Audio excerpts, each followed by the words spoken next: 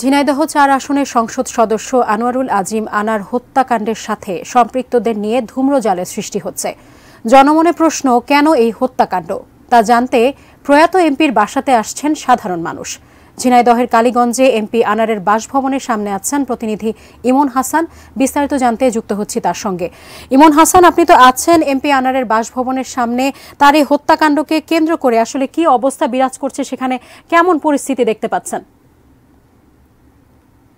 সাজিয়া, আসলে এই যে ঝিনাইদহ ৪ আসনের এমপি আনোয়ারুল আনার, তিনি যেদিন থেকে তার খোঁজ খবর পাওয়া যাচ্ছিল সেদিন থেকেই কিন্তু সাধারণ মনে যে প্রশ্ন জেগেছে কেন তাকে খুঁজে পাওয়া যাচ্ছে না। তারপর থেকে আসলে যেদিন আমরা গতকালকে থেকে জানতে পেরেছি যে তার ভারতীয় পুলিশ তার লাশের কিছুটা মানে ক্লু পেয়েছেন। আসলে বডি এখনো পাওয়া যায়নি, তবে ভারতীয় যে পুলিশ তারা কিন্তু জানিয়েছেন যে কয়েক টুকরো করে বিভিন্ন স্থানে হয়তো ফেলা হয়েছে, এরকম অবস্থা। কিন্তু এই খবর পাওয়ার পর থেকেই শুধু ঝিনাইদহের যে ৪ আসন অর্থাৎ কালীগঞ্জেই নয়, সারা জেলাতেই কিন্তু শোকের ছায়া নেমে এসেছে সাধারণ মানুষের মনে।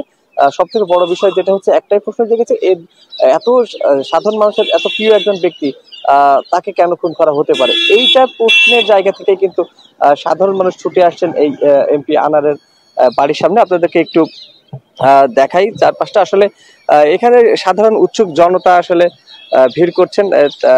এইখানে যে তার পরিবারের আত্মীয় স্বজন, নিকট আত্মীয় কেউ নাই, সবাই নিখোঁজের পর থেকেই ঢাকাতে গিয়েছিলেন। তবে যারা স্থানীয় আছেন তারা এখানে আসছেন, তারা একটাই প্রশ্ন খুঁজতে চাচ্ছেন যে এখন পর্যন্ত কি তথ্য পাওয়া গেল, আসলে কেন বা তাকে হত্যাকাণ্ড প্রবাহের সাথে কারা জড়িত আছে এটা জানতে চাচ্ছেন। তবে আপনাদেরকে একটু জানিয়ে রাখি যে এমপি আনোয়ারুল আজিম আনারের খুব কাছের একজন বন্ধু ছিলেন, যিনি তাকে আমরা আখতারুজ্জামান শাহীন নাম জানতে পেরেছি, যিনি সাবেক আমেরিকান প্রবাসী। তিনি হচ্ছেন ঝিনাইদহ কোটচাঁদপুর পৌরসভার মেয়রের ভাই। আমরা মেয়রের সাথে কথা বলে যতটুকু জানতে পেরেছি, তিনি বলছিলেন যে তারা দুজন খুব ভালো বন্ধু ছিল।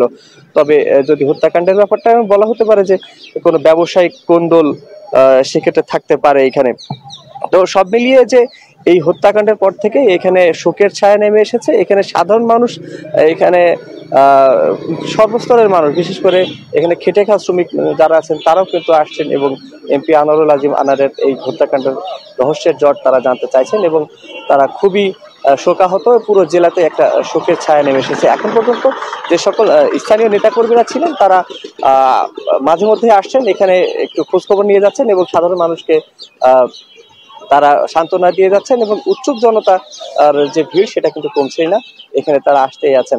তো সব মিলিয়ে যে এক কথায় বলা যায় যে আনোয়ারুল আজিম আনার হত্যাকাণ্ড নিয়ে সাধারণ মানুষের মনের যে প্রশ্ন, সেটা হচ্ছে কেন হত্যাকাণ্ডটি করা হলো এবং যত দ্রুত সম্ভব এটার একটা সুরাহা হোক, এমনটাই সাধারণ মানুষরা ছিলেন। তো আনোয়ারুল আজিম আনার হত্যাকাণ্ডের প্রবাহ নিয়ে ঝিনাইদহ থেকে ইমন হাসান ছিলাম, আর এই ছিল আমার কাছে সর্বশেষ।